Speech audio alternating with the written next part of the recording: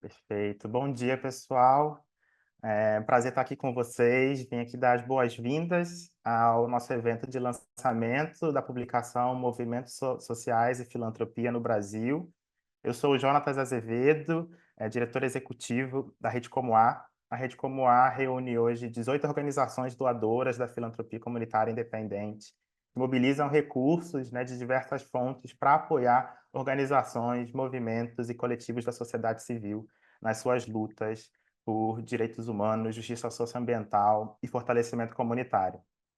Nesse evento de hoje, a gente está contando com tradução simultânea. Vocês podem acessar aqui embaixo. Uma das painelistas hoje vai falar com a gente em inglês. Vocês acessam aqui no Globo, escrito interpretação, e vocês podem acessar o canal português para poder ouvir a tradução.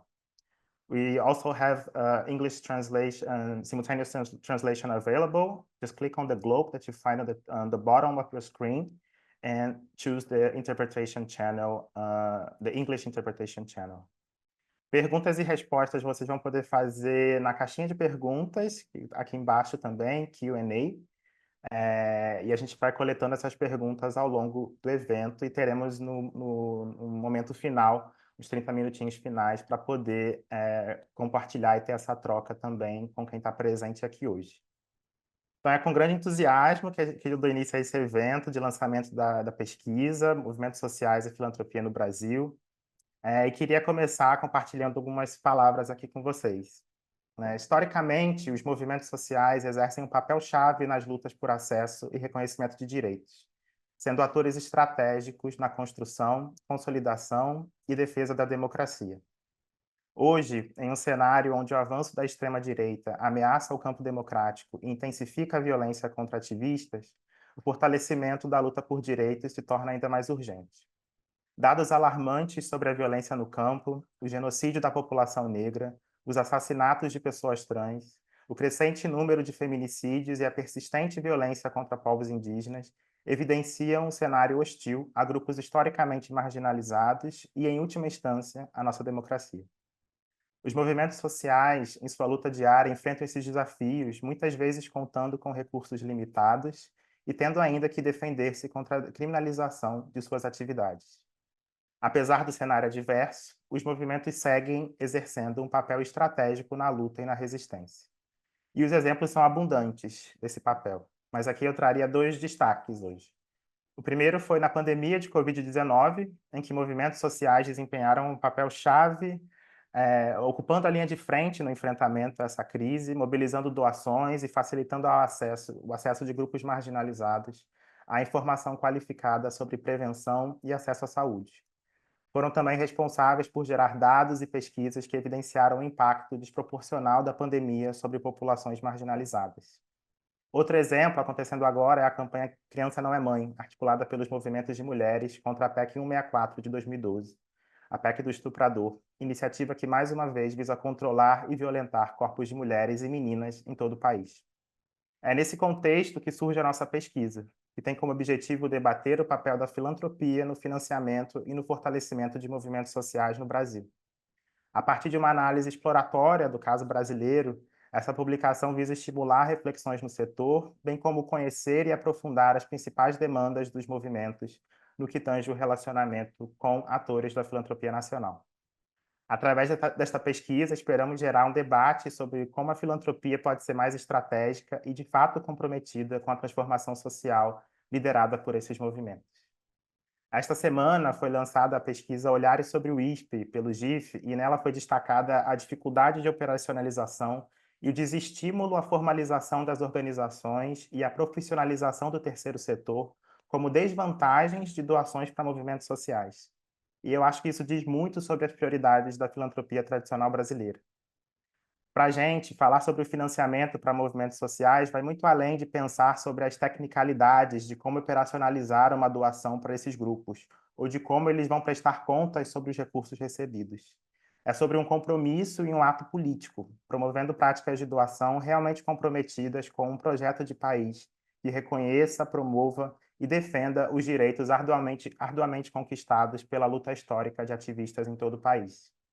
Em um momento em que vemos tantas ameaças à nossa democracia, é fundamental que as filantropias corporativa e familiar revejam sua relação com esses atores e atrizes fundamentais para a defesa do campo democrático e do reconhecimento de direitos. Finalizo aqui registrando meus agradecimentos a todo mundo que fez parte dessa pesquisa, sejam as pessoas entrevistadas, que participaram dos grupos focais, a equipe da Comoá, agradecer aos membros da Rede Comoá também, que se somaram a esse esforço, e, claro, os nossos parceiros financiadores também, que tornaram esse processo possível. E para contar um pouquinho dos achados e das reflexões que a gente traz nessa publicação, queria convidar aqui para se juntar comigo o Gelson Henrique.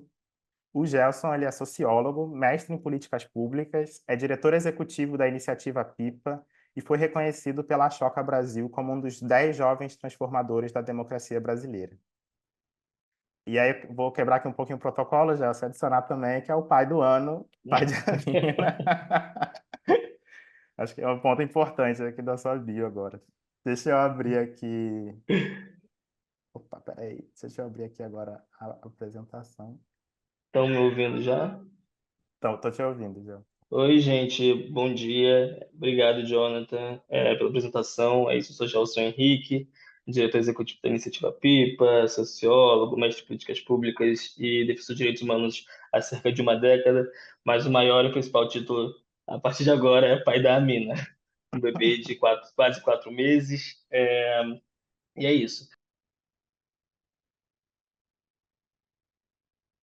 Opa, peraí.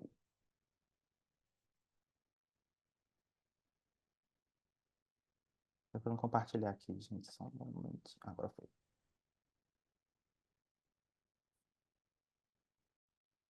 Bom, para contar um pouquinho da pesquisa, né? Essa pesquisa ela se insere numa iniciativa da Philanthropy for Social Justice and Peace, que abarca também pesquisas no contexto africano e asiático. E a gente deixa aqui nos QR Codes, vocês podem ter acesso a essas pesquisas que estão disponíveis em inglês somente, mas vamos deixar aqui também no chat, e daqui a pouquinho a Halima vai contar um pouquinho mais sobre uma dessas pesquisas e como alguns desses achados se conectam e dialogam também entre si. Gelson, você quer contar um pouquinho do processo, da metodologia? Conto, vou pegar daqui. Então, gente, bom dia, sejam todos bem-vindos. Gostaria de me somar ao Jonathan, a agradecer, né, a todas as pessoas que participaram, cederam tempo para conversar com a gente, para a construção dessa análise, né? Acho que isso é muito importante. Agradecer à Rede Como a pela oportunidade de me convidar para essa consultoria, né? Então, eu sou Gelson Henrique e nesse momento eu também estou respondendo como consultor nessa pesquisa. E eu acho que isso diz também sobre metodologia.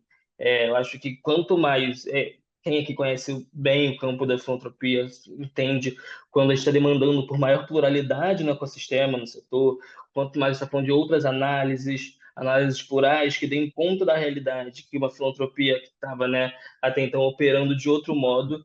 Então, ter jovens negros, pessoas que não estão no centro dessa tomada de decisão da filantropia historicamente, ou que estão operando esse setor, pensando o setor, acredito que isso seja muito rico e potente a nível de avanços para o ecossistema. Então, primeiro, eu gostaria de agradecer à Rede Como A pela oportunidade, por confiar no meu trabalho de análise, de consultoria a nível de construção da pesquisa junto com vocês.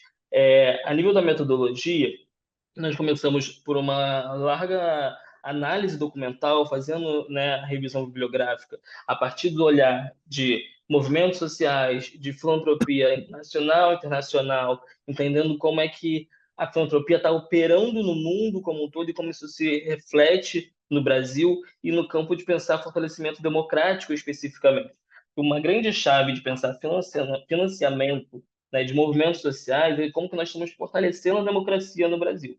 Porque a gente está falando de organizações que sustentam o que nós estamos dizendo por país. E acho que Jonathan traz um exemplo muito simbólico, que é a pandemia, né? Porque se não fossem as periferias, os movimentos sociais, naquele momento, né, mitigando o impacto do Covid-19, a gente não sabe que país é esse que nós estaríamos hoje, em 2024. Após isso, nós fizemos entrevistas semi-estruturadas com representantes, né, de organizações membros da Rede Como A e com outros parceiros do setor, porque nós entendemos que é muito importante que a gente faça uma análise coletiva e um trabalho conjunto com o setor. Porque para a gente fazer avanços analíticos sobre o campo da filantropia no Brasil, a gente precisa conversar com quem está construindo isso historicamente, né? Então, a gente conversou com diferentes parceiros e parceiras para pensar sobre isso, entender qual é o caminho que nós estamos levando e qual é a análise do setor para o financiamento de movimentos sociais. E no terceiro momento metodológico, nós apostamos na realização de três grupos focais com pessoas de movimento social, né, que estão pensando como que a gente está produzindo a realidade, mas ainda assim sem financiamento necessário e o suficiente para que isso aconteça. E aí nós escutamos pessoas, né, de todas as regiões do país e fomos conversando para entender e ajudar a dar mais robustez a essa análise. Tchau.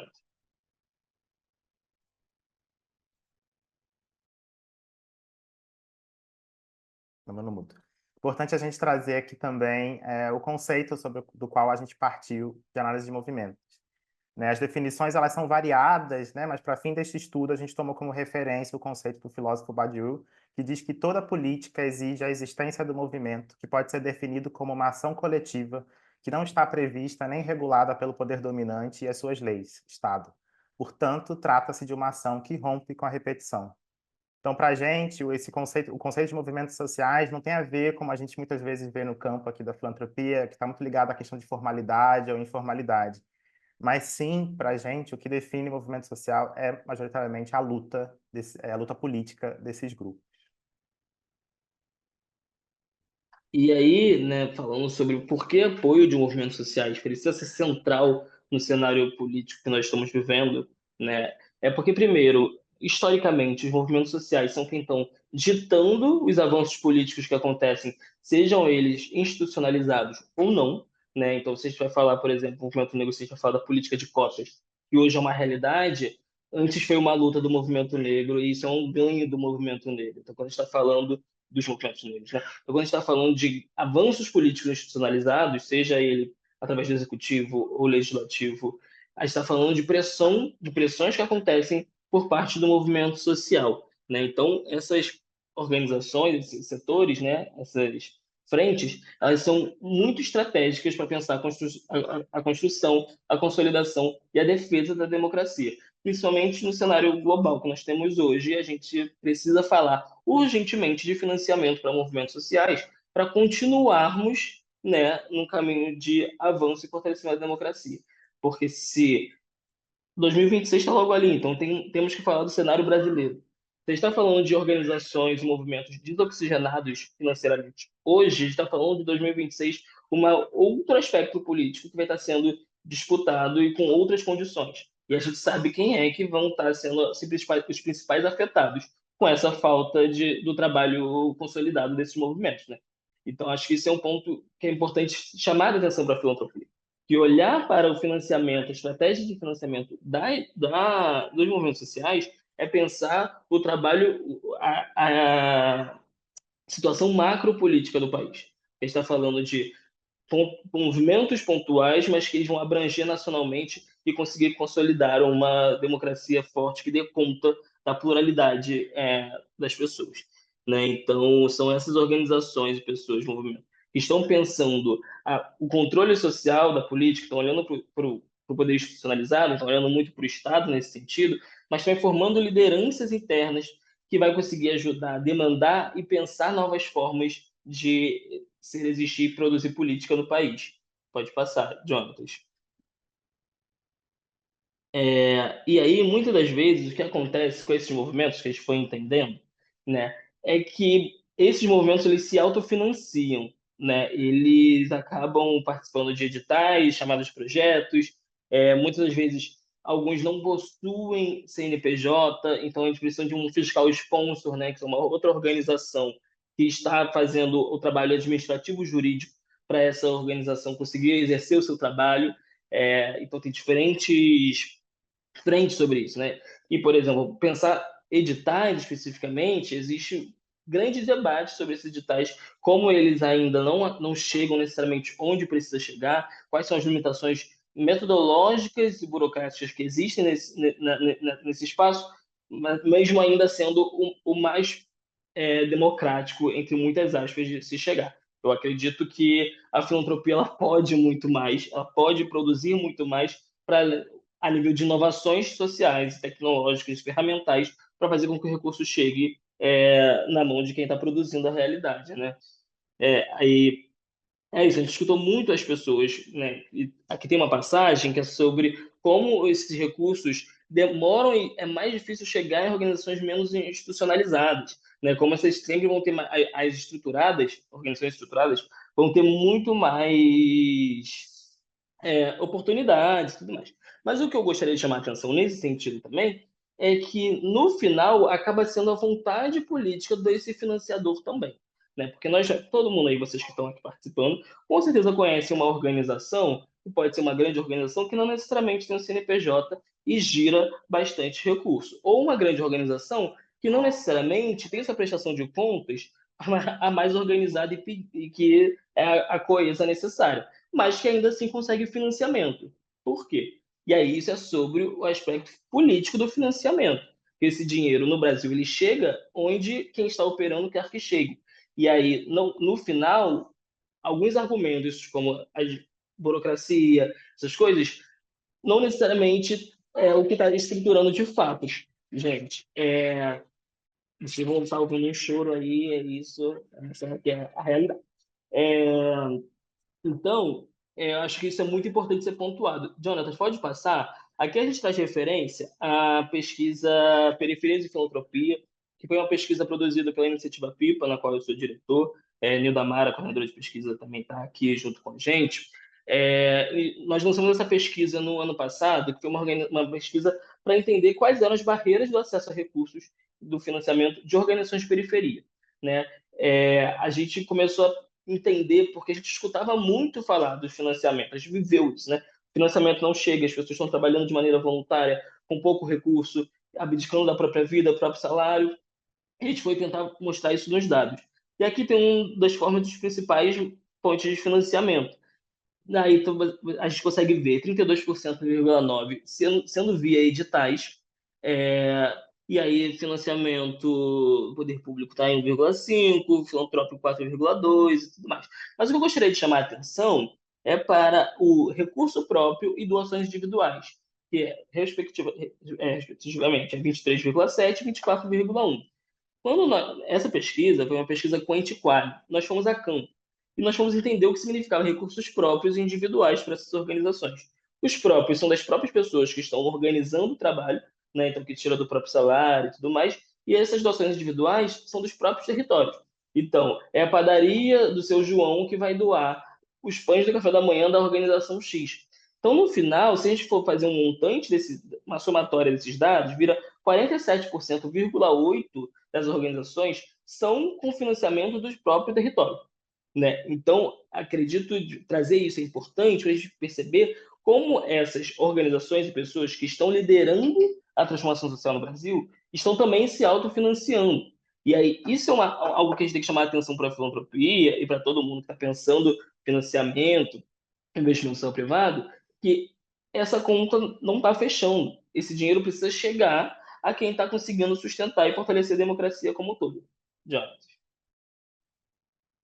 E aqui a gente já começa a trazer um pouco do panorama, então, desse financiamento do investimento social privado, né? Então, para onde está indo esses recursos, né? Aqui a gente traz um recorte do Censo GIF 2022 e 2023, né? E a gente traz aqui um recorte específico de organizações da sociedade civil, que vocês podem ver aqui em laranja, em movimentos sociais, vermelho, desculpa, em movimentos sociais coletivos e redes em verde, e aqui em laranja a porcentagem, né, no ano de 2020 específica de recursos que foram para movimentos e ligados a iniciativas de enfrentamento à Covid-19. Então, quando a gente observa esse dado, a gente vê que as OSCs são o primeiro, estão em primeiro lugar no que se refere a tipos de terceiros, de organizações terceiras que recebem recurso do ISP. No entanto, apesar da gente olhar essa porcentagem, ela parecer expressiva e bastante alta, vale a gente ter um olhar também para o volume de recursos, né? No censo GIF 2022 e 2023, foram investidos quase que 5 bilhões, 4,9 bilhões de reais por atores do investimento social privado aqui no Brasil, associados ao GIF. No entanto, para organizações da sociedade civil, esse valor chegou a 838 milhões, que dá menos de 20% desses quase 5 bilhões totais. Né? Então, se a gente olha para esse valor de 800 milhões apenas para as OSCs, imagina o quão menos vai para movimentos sociais, coletivos e redes. E esse é um ponto ligado a essa fala que o Gelson trouxe agora, que é importante a gente estressar e tensionar aqui sobre o campo. Para essa pesquisa também, a gente olhou para duas categorias das áreas de apoio que o Censo GIF traz. Aqui, especificamente, a defesa de direitos, cultura de paz e democracia, que vocês podem ver em laranja, e o desenvolvimento institucional de OSCs e movimentos sociais. Aqui o que vale a gente destacar também é o quanto dessas organizações associadas ao GIF afirmaram apoiar prioritariamente essas pautas. Então, o que a gente vê é que 9% disseram apoiar prioritariamente defesa de direitos, cultura de paz e democracia, e 4% afirmaram ter como foco prioritário o desenvolvimento institucional de OSCs. De novo, a gente vê aqui como o investimento social privado está ainda muito distante do apoio prioritário e essencial dessa luta por direitos. E quando a gente olha para volume, mais uma vez, isso fica ainda mais expressivo. Então, apenas 5,2% do volume total investido foi direcionado para a defesa de direitos, cerca aí de 250 milhões. Mas o que então estaria por trás dessa falta de financiamento do investimento social privado para movimentos no Brasil? O Gelson já trouxe aqui alguns pontos, mas o que surgiu também ao longo das nossas consultas e desse processo todo de pesquisa é que a gente precisa estressar aqui e trazer para a discussão que a gente está falando de projetos políticos de país distintos promovidos respectivamente, pelo investimento social privado e pelos movimentos sociais. De um lado, a gente vê ainda uma filantropia corporativa e familiar, em especial, com uma lógica de apoio muito ainda neoliberal, de uma lógica de mercado, enquanto a gente vê um outro lado desses movimentos, dessa filantropia comunitária, de justiça socioambiental, que pensam as suas práticas de doação, que pensam a filantropia a partir de uma luz da luta por direitos, de apoio à luta por direitos. Então, a gente já parte aqui de uma distinção muito importante desses diferentes grupos, muito inspirado no trabalho que a Jéssica Scler fez de estudo sobre o campo da filantropia aqui no país, e que, para a gente, também a gente observa que isso tem uma influência expressiva em muitas dessas barreiras e que ajudam a explicar por que o financiamento não chega para o movimento social. E essas diferenças de projeto político acabam, então, se expressando na falta de confiança na sociedade civil e nos movimentos sociais. Isso aparece de uma forma muito expressiva quando a gente vê os ataques constantes que a sociedade civil organizada enfrenta no nosso país, ou então a generalização dessas organizações, que são definidas como corruptas, enfim, devido a escândalos de corrupção que aconteceram, e, na verdade, deixam de lado toda a história, toda a construção que a maioria desses movimentos, desses grupos de sociedade civil promovem e promoveram ao longo da nossa história, como o Gelson já trouxe. Um outro ponto que aparece como uma barreira é a questão da formalização para a condição do apoio. Então, isso a gente já trouxe uma fala ligada nesse sentido, mas a exigência de um registro legal de CNPJ por um período mínimo, com auditoria, com uma série de documentações, notas fiscais, enfim. Isso é vista como pelos financiadores como um atestado de capacidade técnica e de garantia de boa gestão de recursos. E aí também caminharia na lógica do compliance de muitas dessas fundações e institutos familiares e corporativos. Mas, na verdade, o que a gente vê como, de fato, é fundamental a gente apoiar o fortalecimento institucional desses movimentos, isso ficou muito evidente também nesse processo de pesquisa, mas também entendendo que os movimentos eles vão se expressar de diferentes formas. Então, não necessariamente a institucionalidade precisa ser associada ao impacto ou a uma boa gestão, ou, claro, e principalmente aqui, a capacidade de incidência e de influência desses grupos na transformação social. Um outro ponto está ligado também a essa questão da formalização, é a concentração de recursos. Então, muitos desses movimentos enfrentam esses desafios de competir por recursos com organizações formalizadas, grandes ONGs, que dificulta também o acesso e acabam sendo priorizadas pelo investimento social privado para suas parcerias e apoios. Ligado a isso também da institucionalidade, tem a questão da mensuração de impacto, que também surgiu. Muitas demandas de financiadores ligadas a teorias de mudança, a marcos lógicos, indicadores, uma série de demandas para mensuração de impacto de movimentos que também fogem um pouco da realidade, né, e da construção política, né, da luta política desses movimentos, cujo processo, né, às vezes exige longos anos de incidência, longos anos de luta, para a gente poder ver o impacto dessas iniciativas. Então, o que a gente vê no investimento social privado, muitas vezes, é uma lógica de mensuração e de avaliação de impacto que está distante, né, que se desconecta da realidade e da luta desses territórios. Um outro ponto de barreira que surgiu na pesquisa é a associação à política partidária, né? Isso aparece também em outros relatórios e pesquisas do campo aqui no Brasil, que mostram que muitas organizações de investimento social privado preferem não apoiar movimentos sociais por entender que eles estão associados à política partidária. E, de novo, mostra aqui um desconhecimento, né, expressivo da prática desses movimentos, que, na verdade, são muito diversos. Né? Diminuir ou direcionar, dizer que essa luta dos movimentos ela se dá apenas no âmbito partidário é uma visão equivocada, né, da luta que movimentos sociais promovem, porque essa luta acontece em diferentes espaços, em diferentes dinâmicas, em diferentes territórios também. Então, por isso, precisa também ser apoiada. E, finalmente, a questão do desconhecimento sobre a prática de movimentos sociais. E essa desconexão ela se expressa de diferentes maneiras, não só como esse ponto que eu trouxe agora, sobre a associação à política partidária, mas de outras formas também de organização, de entender como é que esses movimentos se articulam com as suas comunidades, com seus territórios, como é que se dá essa construção de relacionamentos e de confiança. Então, há uma série de elementos que surgiram na pesquisa que demonstram a necessidade do investimento social privado de fato conhecer e ter essa intencionalidade que o Gelson trouxe para também conhecer de fato como é que se dá a prática desses movimentos e da sua luta. Aqui a gente traz uma fala de um dos gestores de filantropia independente que a gente entrevistou, né, que mostra que no passado a filantropia era muito mais voltada para questões culturais e educacionais. A agenda de direitos humanos, que atua muito na esfera do conflito e na luta de classes, não era abraçada pela filantropia tradicional.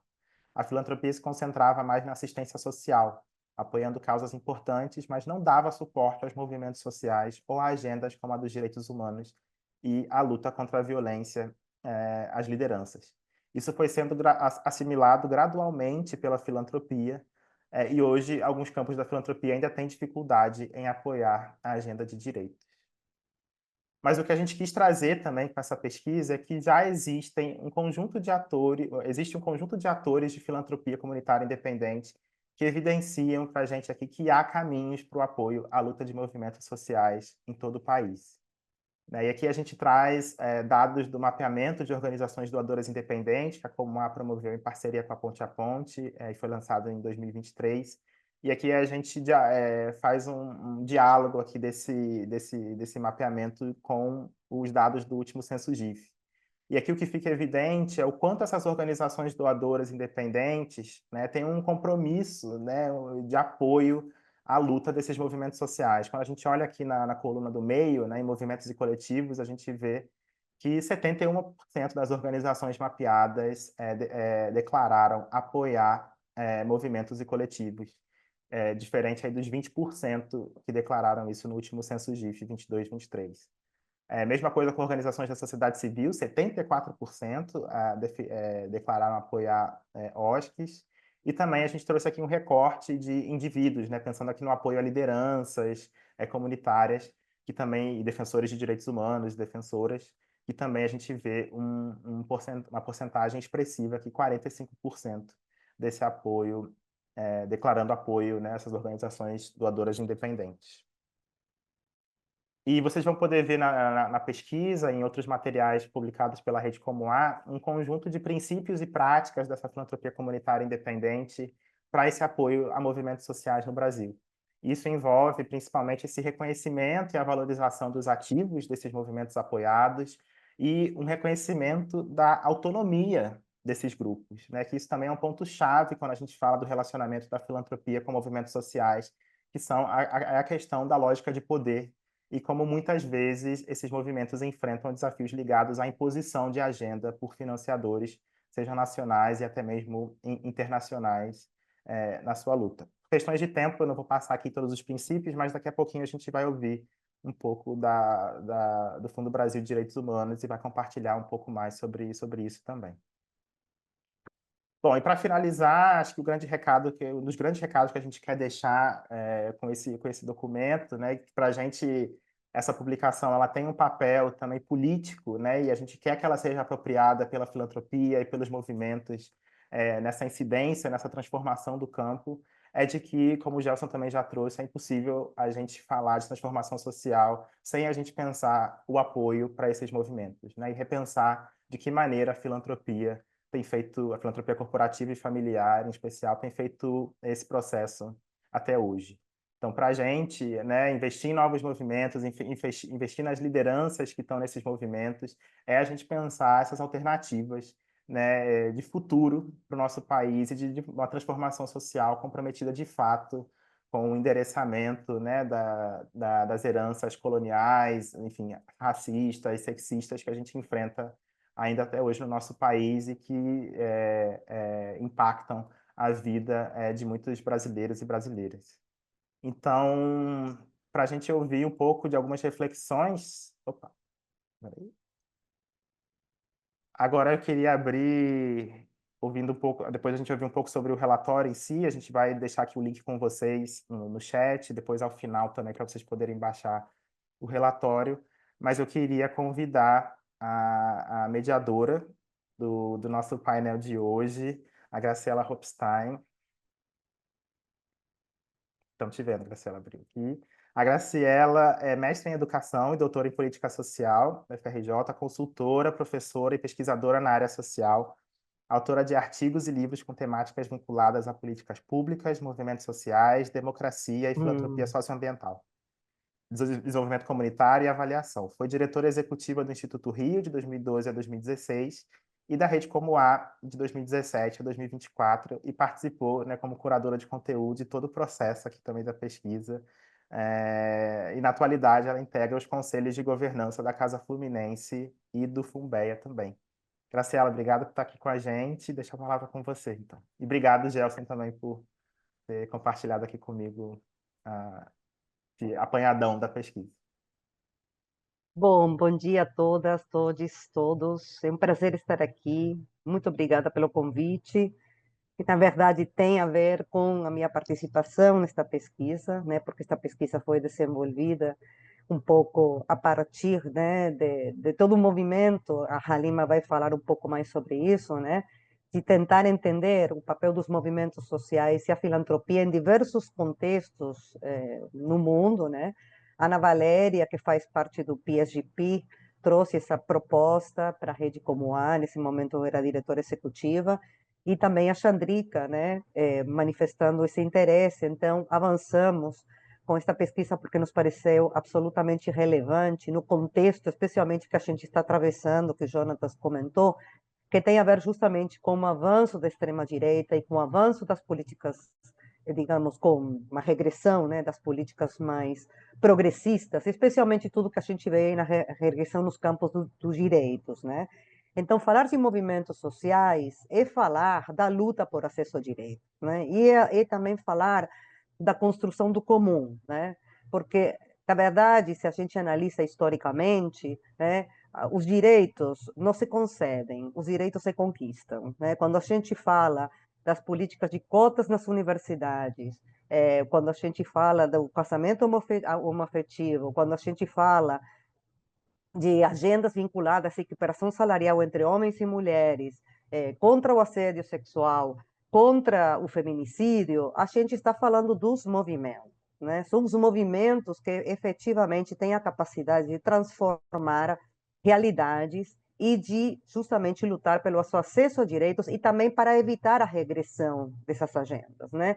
Nós temos os indígenas aí o tempo inteiro lutando contra o marco temporal. Então, se não tivéssemos esses atores, na verdade, nós teríamos o poder, né? E o poder não existe sem resistência, né? Já Foucault falava que poder e resistência caminham lado a lado, né? Sendo que, na verdade, o poder é a captura da resistência, né? Então, a gente tem um pouco esse jogo de poder, né?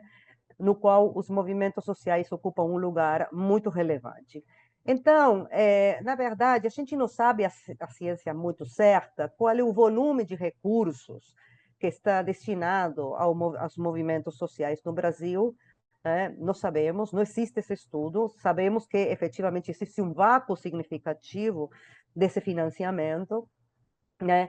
Mas, na verdade, eu participei, inclusive, junto com a Halima e com a Romy Kramer, de um dossiê especial da revista Alliance, em 2020, sobre movimentos sociais e filantropia, e nesse momento, né, o dado que foi levantado é que, a nível global, apenas 2% do financiamento da filantropia está destinado a movimentos sociais. Acredito que hoje estamos ainda num panorama pior, né, provavelmente. O que realmente é muito preocupante, né? Porque justamente é o momento, né, de a gente olhar para esses grupos, olhar para esses movimentos, apoiar essas agendas, as agendas de raça, as agendas de gênero, as agendas de democracia em geral, né, que são absolutamente relevantes para poder transformar realidades. Então, evidentemente, a gente encontra aí um contraponto importante, né? Eu também participei do lançamento dos Olhares do ISP, né? E efetivamente aparece de uma forma muito evidente que os movimentos sociais não são alvo do investimento social privado, né? Por causa, digamos, de todas as questões que o Jonatas e Gelson apresentaram aqui, né? Existe uma grande desconfiança e existe também um descrédito muito grande. Mas eu sempre digo que, na verdade, mesmo se a gente estivesse num sistema de welfare, se o Brasil fosse um país com políticas públicas inclusivas, efetivamente universais, eu acho que a filantropia ainda teria um papel importante, e o papel importante seria ainda continuar apoiando as lutas, né? Porque, na verdade, as lutas são a capacidade que têm os movimentos de transformar realidades, né? Então, falando tudo isso, né, e falando um pouco, dando esse contexto, eu queria começar chamando a Halima, né, para integrar, digamos, a primeira parte do painel, a primeira pessoa que integrará o painel. Eu vou apresentar a Halima como uma pesquisadora e consultora independente, né? Seu trabalho se concentra em avançar em narrativas, práticas e impacto da filantropia na e para a África, e também envolve explorar o papel da filantropia em relação aos movimentos sociais e espaços de organização constituintes. Trabalha com instituições filantrópicas africanas e globais, em capacidades de estratégias, pesquisas e consultoria. Preside o comitê de direção do ADOIE, não sei se estou pronunciando bem, no Centro de Filantropia e Investimento Social da África, e integra o conselho de gestão do PSGP, que é Philanthropy for Social Justice and Peace, o conselho editorial da Alliance Magazine e o conselho consultivo da ICNL, e escreveu extensamente sobre questões relacionadas à filantropia africana e filantropia internacional na África. Então, Halima, seja muito bem-vinda a este painel. Eu queria, na verdade, vou falar em português, como falei para você, né? Mas uma das questões que a gente queria justamente entender, né, um pouco como esta pesquisa sobre financiamento para movimentos sociais é parte de uma iniciativa mais ampla, né, desenvolvida pelo PSGP, né, que realizou, como o Jonatas também mencionou, estudos, né, no continente africano e asiático, né? Então, o que seria interessante, justamente, é você poder nos dar, né, alguns destaques sobre essa iniciativa, né? E como autora da pesquisa da África, em particular, né, e à luz da sua experiência com o tema, né, quais são as conexões que você observa entre os contextos Brasil e africano, no que se refere a financiamentos de movimentos sociais, e no contexto mais amplo, né, do sul global, né, e de que forma esses desafios se apresentam. Eu vou pedir para a Halima fazer uma resposta, se possível, uns 10 minutos. Eu te aviso quando for uns 10 minutos, Halima, e qualquer coisa, se a gente precisa mais um ou dois, você continua. Obrigada, a gente está ouvindo você. Thank you so much, Graciela. Muito obrigada, Graciela. Agradeço muito à Rede Como A, ao Jonatas e toda a equipe que ofereceu o suporte para que eu estivesse aqui. É uma reunião muito boa e eu estou aprendendo muito com vocês. E eu acredito que para todos nós que moramos no Sul Global, é muito útil aprender. Bem, tem sido uma longa jornada. Olha, às vezes parece que o processo começou ontem, mas não é bem assim. Eu tenho focado muito na a experiência do engajamento dos movimentos e como a filantropia interage com os movimentos. Em 2016, eu fiz alguns trabalhos, e sempre que tinha movimentos, e às vezes as instituições questionavam: os movimentos devem se envolver como? E algumas vezes os financiadores têm algumas presunções sobre os movimentos sociais. E basicamente, entender os movimentos e entender como os movimentos se interagem com a filantropia e depois observar o processo multirregional é uma coisa bonita de se ver. É ótimo ver esse processo. No continente africano, os movimentos estavam fazendo umas mudanças sociais significativas e a gente tinha as perguntas: como manter o engajamento e como en eh, engajar outras instituições, e eu estava na área administrativa da organização que eu represento. E uma das lições da PSP, ela focou muito em como, e tem alguns movimentos que usam a organização como um espaço prático. Elas usam essa estrutura para entender o movimento como um todo. Então, os movimentos sociais são parte, mas tem muitas outras coisas, muitos outros elementos a serem considerados. Então, é importante entender o que nós podemos aprender a partir desse entendimento coletivo. Graciela e eu trabalhamos em algumas publicações e na instituição a gente começou a fazer o trabalho e a gente refletia, e a 10,000 Currents se aproximou de nós e nós começamos a fazer o trabalho também. E com envolvimento com outras instituições, e aí comecei a fazer essa conexão com a Graciela para que nós pensássemos sobre os resultados. Basicamente, a gente não tinha uma tentativa deliberada de fazer alguns estudos, mas eu estava animada porque nós chegamos a um resultado.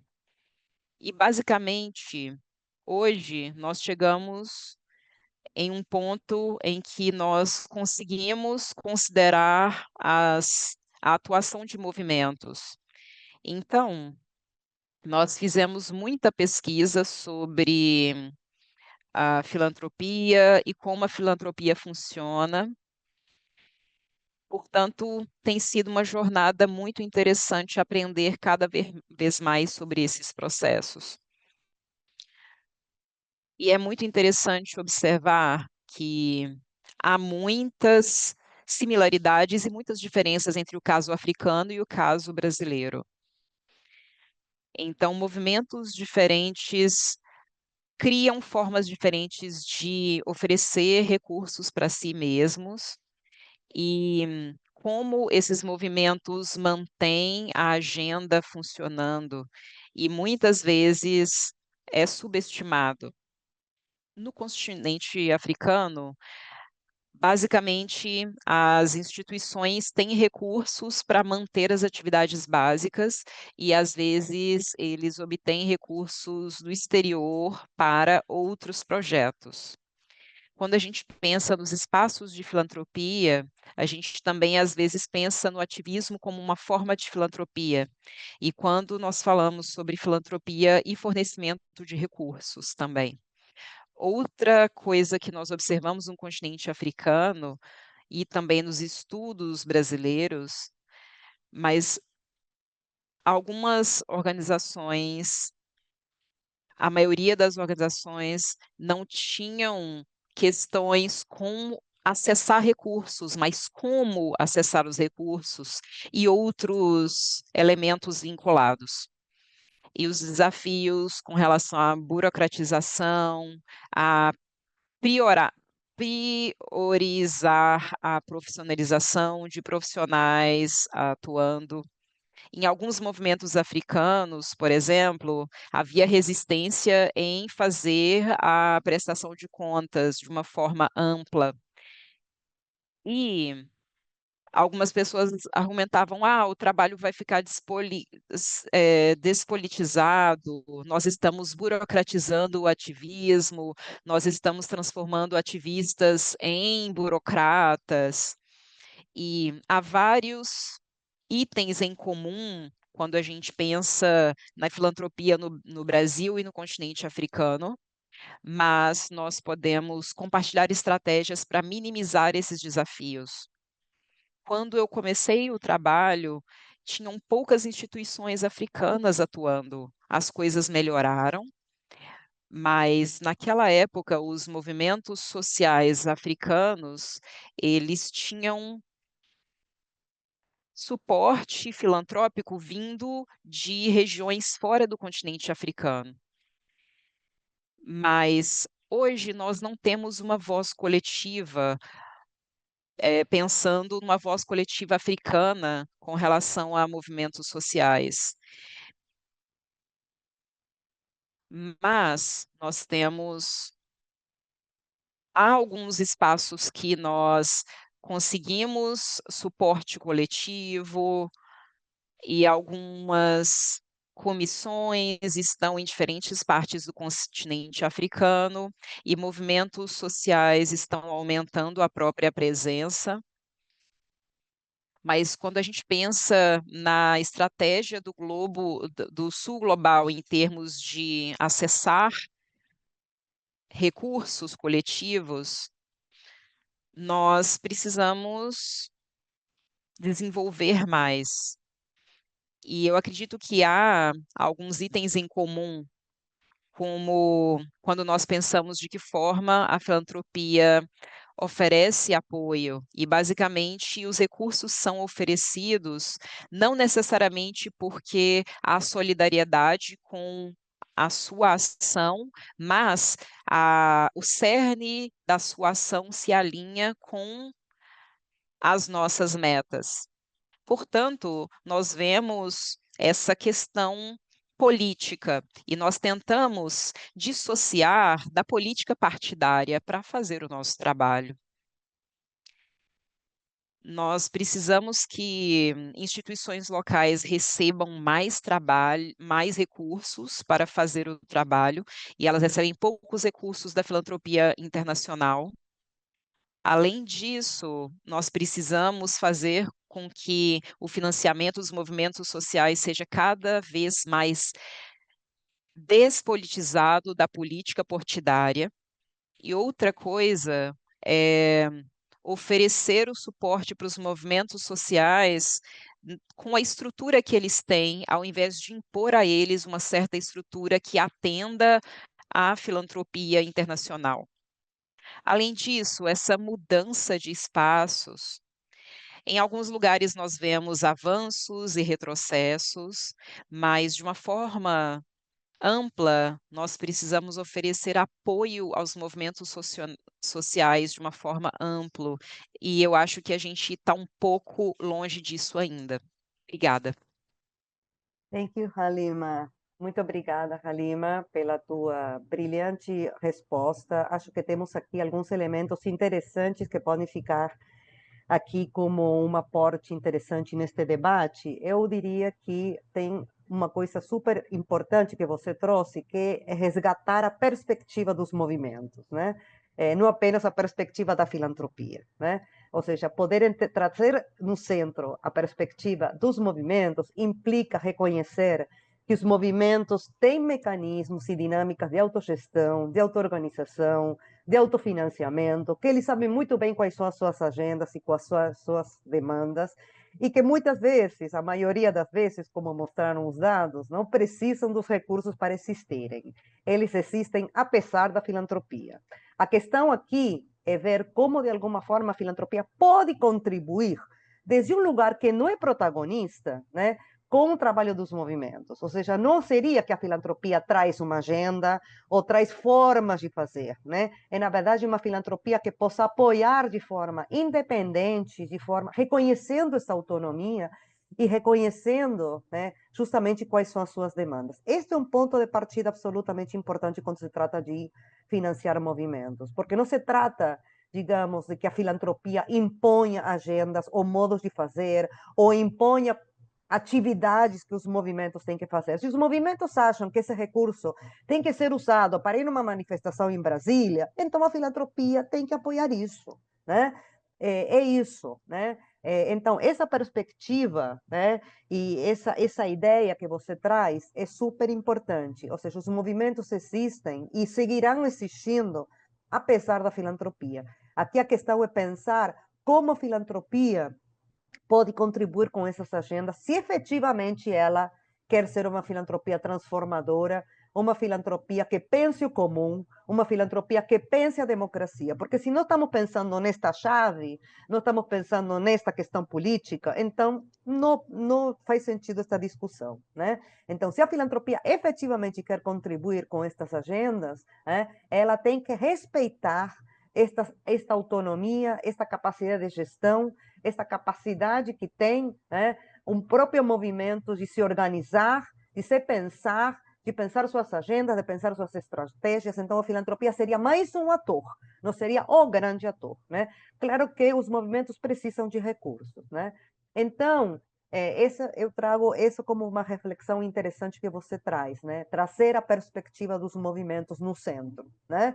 E justamente pensar que são atores diferentes, né? Que não são organizações, que não conhecem mecanismos burocráticos, que não sabem o que é uma teoria de mudança, que muitas vezes não sabem como fazer um planejamento, mas eles sabem muito bem aonde querem chegar, quais são as suas agendas de luta e efetivamente o que elas querem conquistar. Então, isso já é, digamos, uma agenda mais do que potente.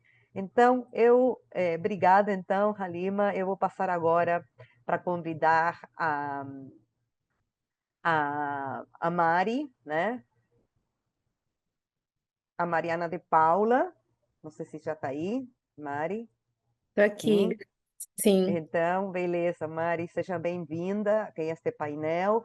A Mariana de Paula é cofundadora e diretora executiva do Instituto Decodifica, é formada em Engenharia de Produção pela Unirio, com MBA Júnior em Gestão de Negócios pelo IEG, especialização em Gestão de Projetos pela FGV e pós-graduanda em Gestão de Conhecimento e Inteligência Empresarial pela UFRJ.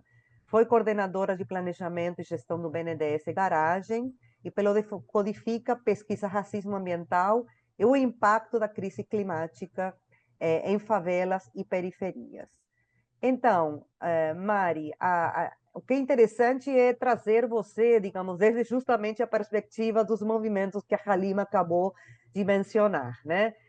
Porque, na verdade, o que seria interessante é você refletir um pouco com a gente, à luz da experiência do Decodifica com movimentos de periferia, digamos, quais são os principais desafios do financiamento para movimentos no Brasil e de que maneira você acredita que atores da filantropia nacional podem potencializar a atuação desses movimentos.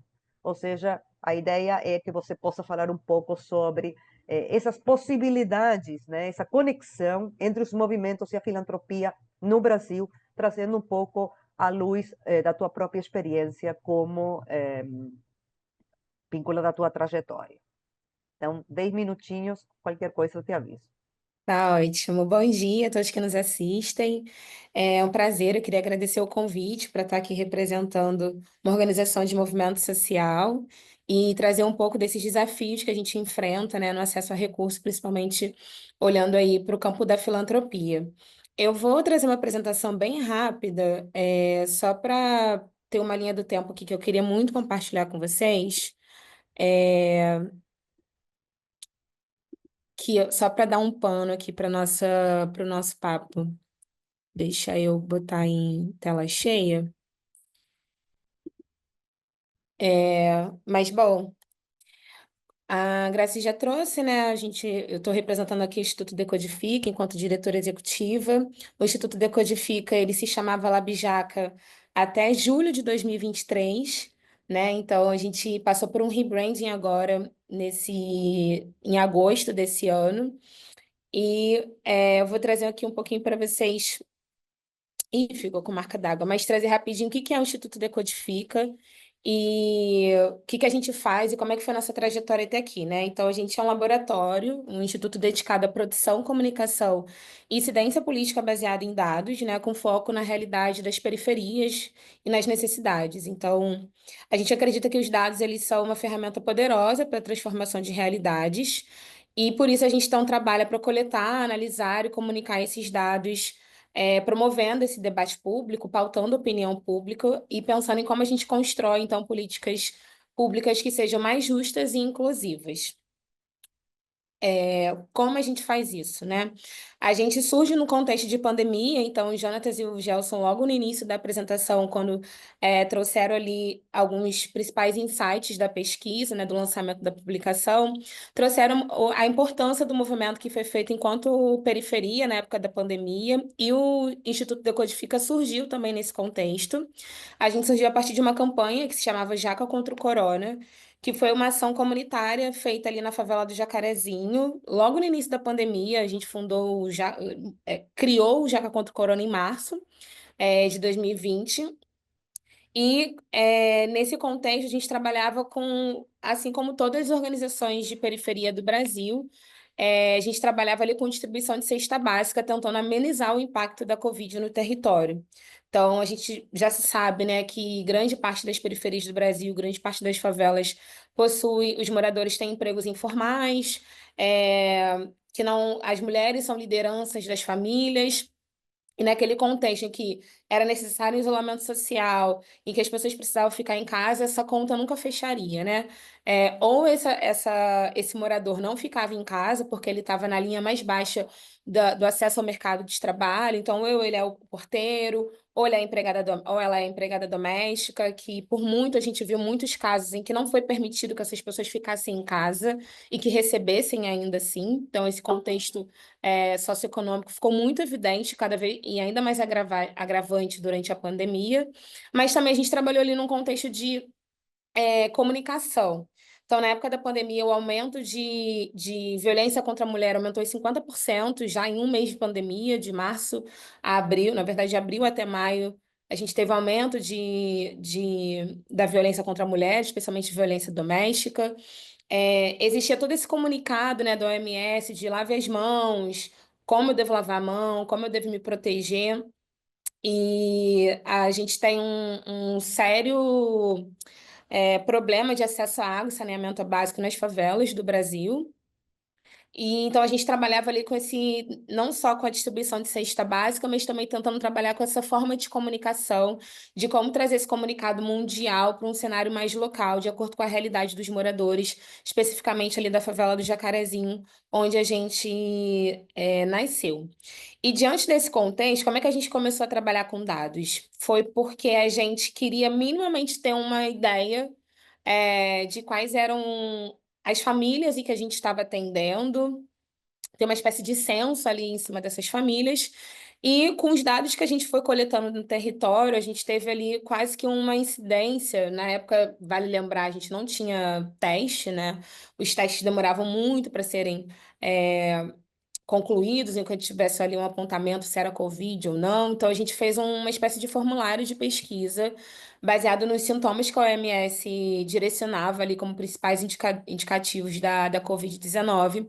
A gente perguntava, então, aos moradores que a gente atendia se eles conheciam alguém que tinha os sintomas abaixo, de acordo com a localidade que eles moravam, ali dentro da favela, ou até mesmo se eles ou alguém dentro da família. E quando a gente levantou esses dados, a gente teve ali uma espécie de 60% de casos dentro do território do Jacarezinho, e, ao mesmo tempo, um jornal local divulgava que o Jacarezinho tinha só 5 casos confirmados da pandemia. Então, da Covid-19, na verdade. Então, essa discrepância dos dados fez a gente fundar o LabJaca, o atual Instituto Decodifica, acreditando aí como que a gente pode mobilizar por soluções através disso. Essa é a fotinha da gente lá em 2020, há muito tempo atrás, novinhos. E a gente expande, então, nossos horizontes e hoje a gente chega ao Instituto Decodifica. Mas eu queria trazer aqui, conectando ao nosso papo, a trajetória de captação. Então, em março de 2020, a gente fundou o Jaca contra o Corona. A gente passou por quase um ano e 3 meses ali, basicamente, só com recurso via edital. Até que em 2021, julho de 2021, a gente constitui o LabJaca, então formaliza a organização e fica aí pelo próximo um ano, novamente um ano e 2, quase 3 meses, ainda trabalhando com editais, mas também com prestação de serviço e projetos pontuais. Até que em setembro de 2022, a gente tem nosso primeiro apoio institucional, que vem via filantropia internacional, não foi uma filantropia brasileira. E setembro de 2023, então, a gente tem o nosso segundo apoio institucional, que aí vem a partir de um family office aqui do Brasil.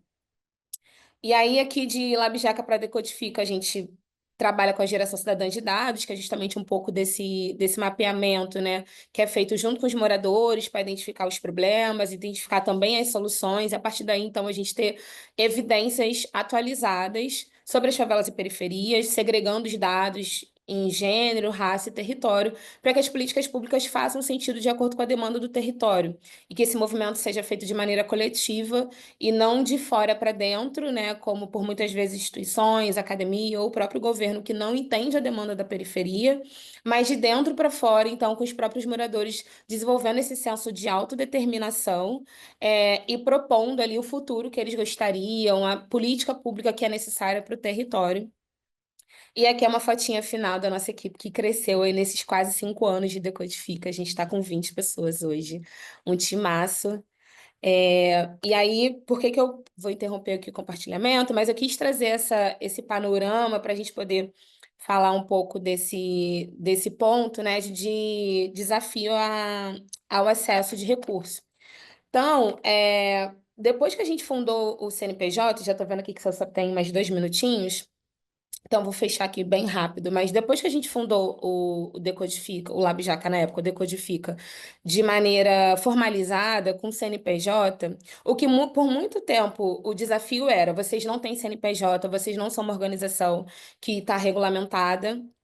A partir do momento que a gente, então, funda e cria esse CNPJ, o desafio passa a ser: mas vocês acabaram de abrir o CNPJ.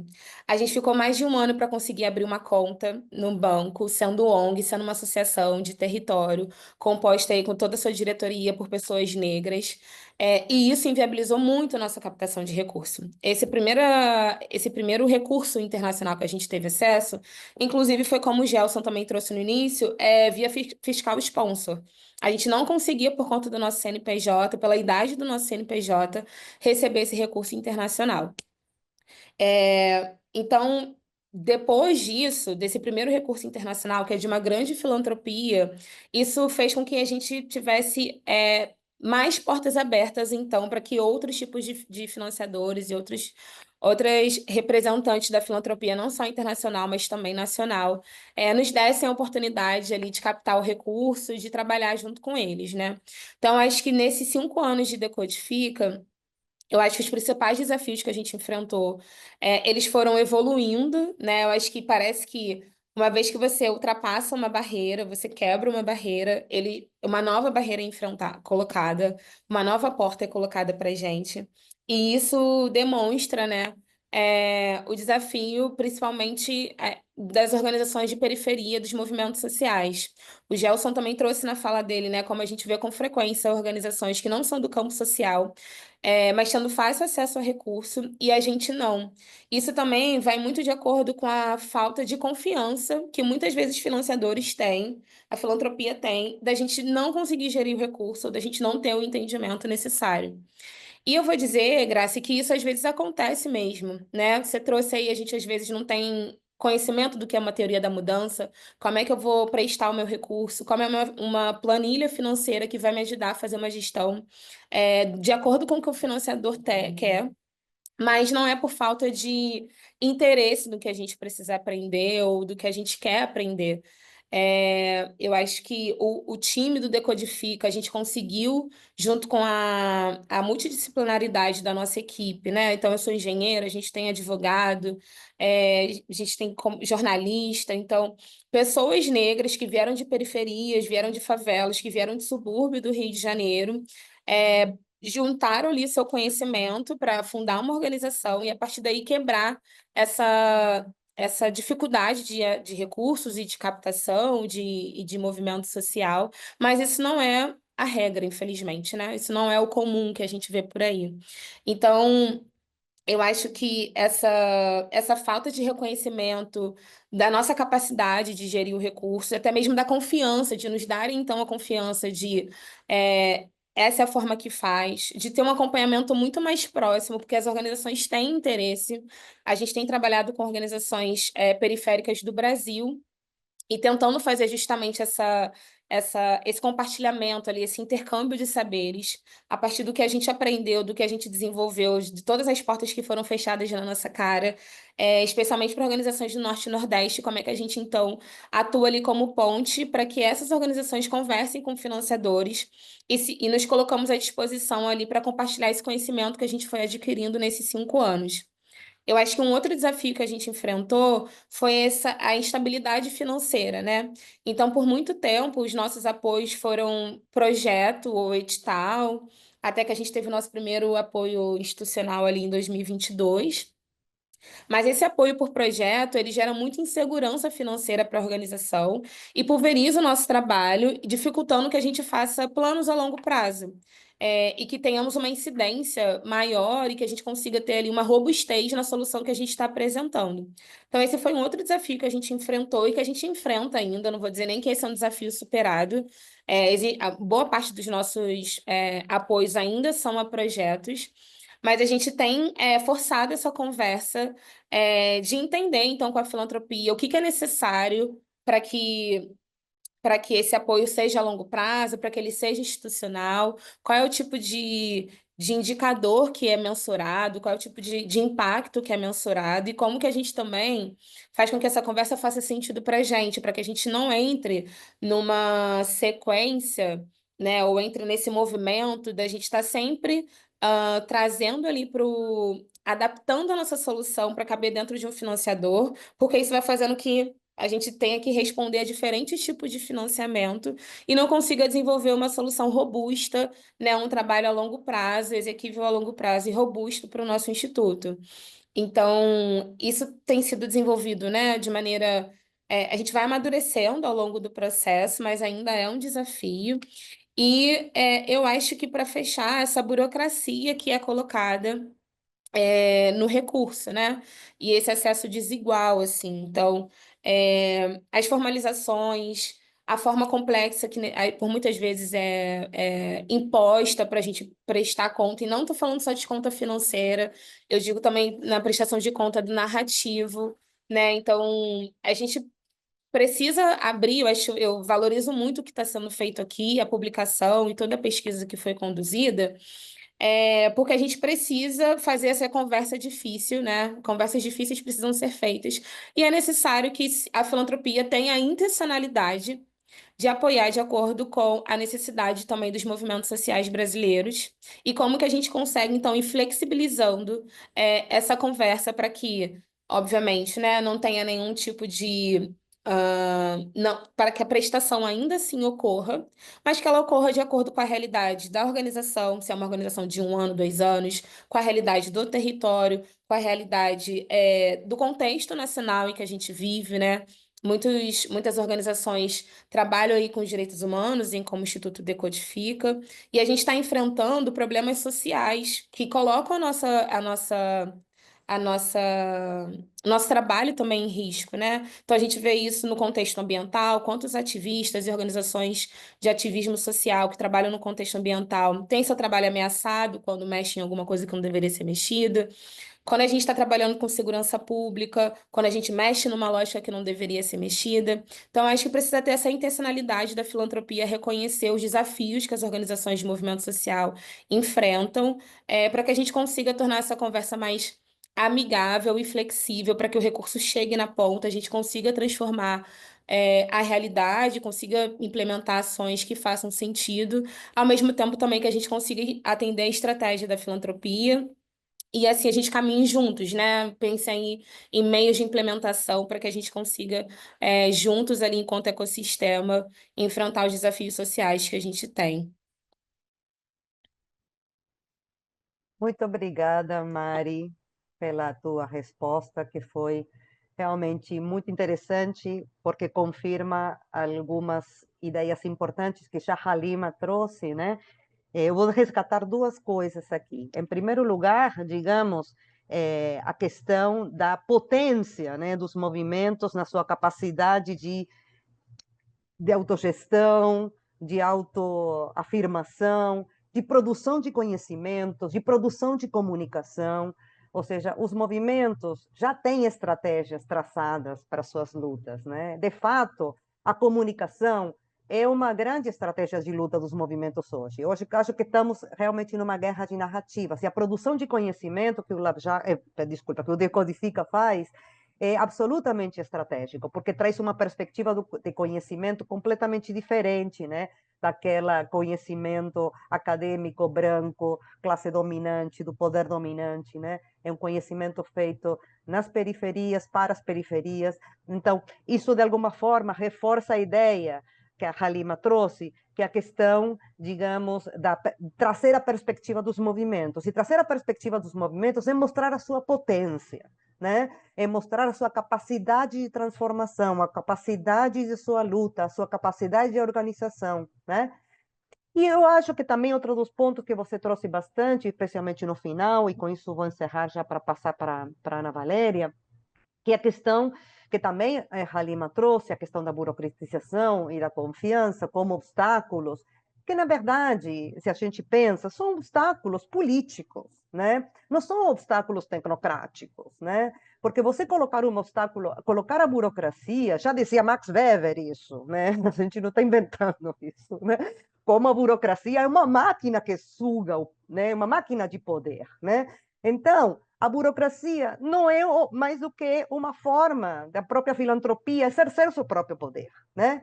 Então, combater essa burocracia, né? E ser consciente dela é, de alguma forma, também ser consciente de um obstáculo político, né? Porque a falta de confiança também é política, né? Não é uma questão prática, tecnocrática, né? A tecnocracia, de fato, também tem uma conexão muito forte com a política. Então, esses obstáculos que estão se colocando aqui são obstáculos políticos, né? Que, de alguma forma, o poder utiliza para frear a potência do movimento, né? Então, isso é uma coisa que também eu queria trazer aqui. Muito obrigada, Mari. Vamos ter segunda rodada, provavelmente, de perguntas, então te peço para ficar aqui.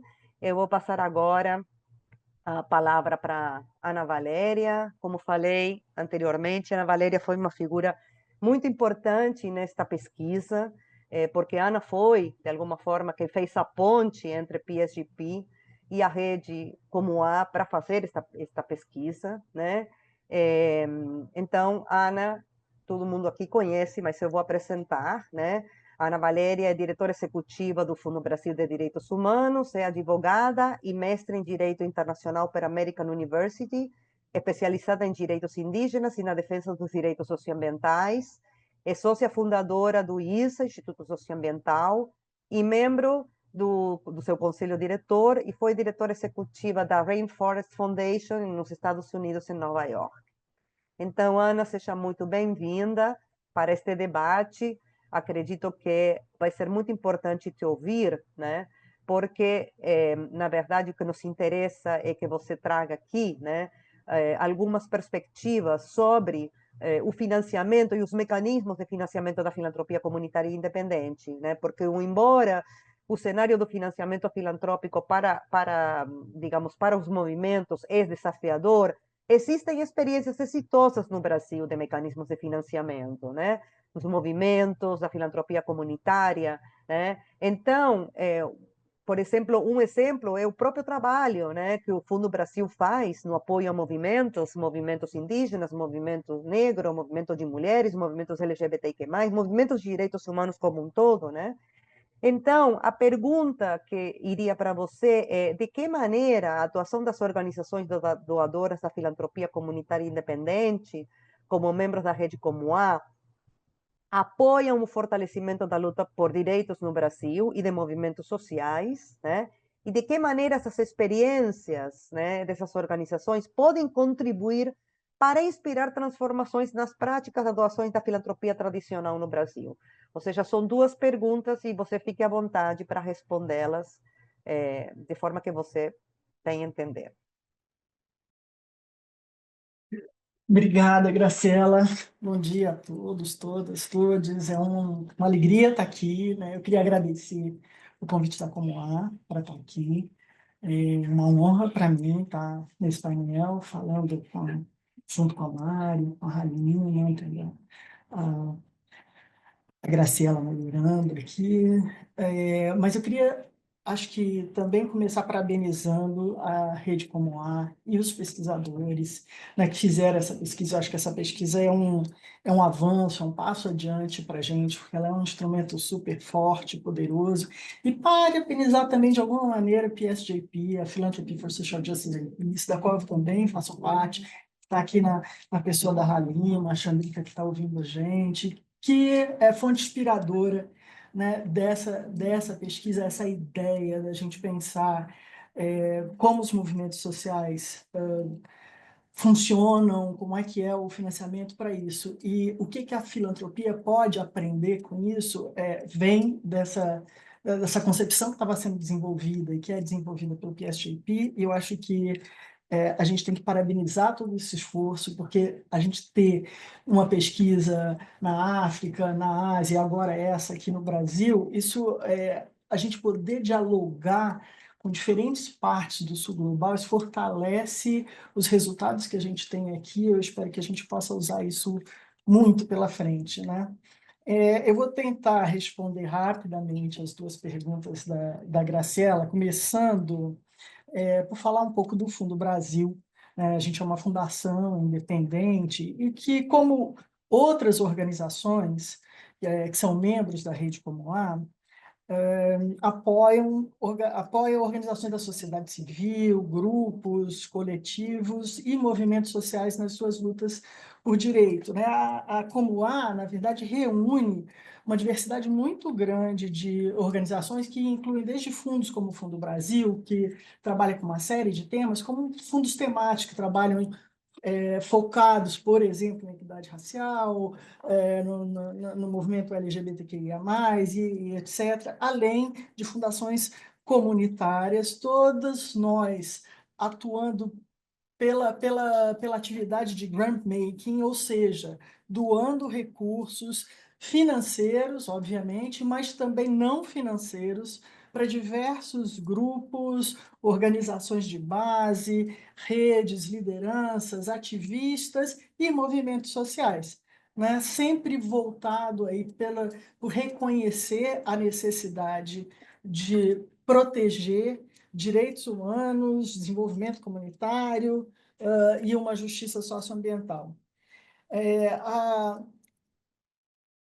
Para começar, eu diria que o pilar central da forma de fazer filantropia dessas organizações, como o Fundo Brasil, e que estão na Rede Comuá, é justamente a construção da relação de confiança. A gente já ouviu todo mundo falando sobre isso, de quanto que isso é fundamental para o apoio a movimentos sociais, e isso está na base, né, do trabalho de organizações como o Fundo Brasil e como outras organizações da rede, né? As doações que a gente faz têm, como disse a Graciela, aí, caráter político, né? E aqui, pensando político, justamente aquilo que diz respeito aos bens públicos, à vida em comum, à criação de regras, criação e implementação de regras, leis, normas que garantem a condução dessa vida em comum, né? E dessa maneira, a gente propõe um modelo de grant-making que é sem intervenção, que não intervém, que não interfere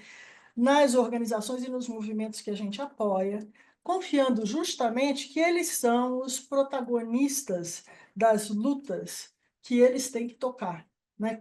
Em geral, são grupos que estão à frente das violações de direitos humanos, que são afetados pelas violações de direitos humanos no país como um todo. Eles também são aqueles que podem propor as soluções, as melhores soluções, e devem ser os protagonistas dos movimentos que têm que ser feitos para tocar essa solução adiante. E a gente, enquanto organização de filantropia que trabalha com esses grupos, a gente reconhece os seus saberes e as suas estratégias como sendo aquelas reais e as mais eficientes, né? Fazendo uma filantropia que é pautada na promoção de direitos, reconhecendo a pauta e as demandas desses grupos, como elas venham para nós. O Fundo Brasil, a Graciela até já mencionou aqui, a gente trabalha com uma série de temas e de grupos e de movimentos, né, apoiando o movimento negro no enfrentamento ao racismo, as populações periféricas no combate à violência policial, que vitima, em especial, a população negra e jovem no Brasil.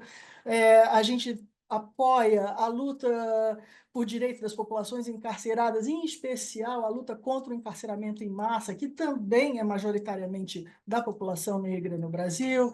A gente trabalha a luta por justiça criminal, a gente apoia povos indígenas e comunidades tradicionais na sua luta pelo direito à terra, ao território, aos recursos naturais, e mais recentemente aí a luta por justiça climática, que afeta em especial essas populações, não apenas, mas majoritariamente esses povos e populações. Trabalhamos com o direito das mulheres, direitos reprodutivos, combate à violência contra a mulher, o combate à discriminação e à violência contra o público LGBTQIA+.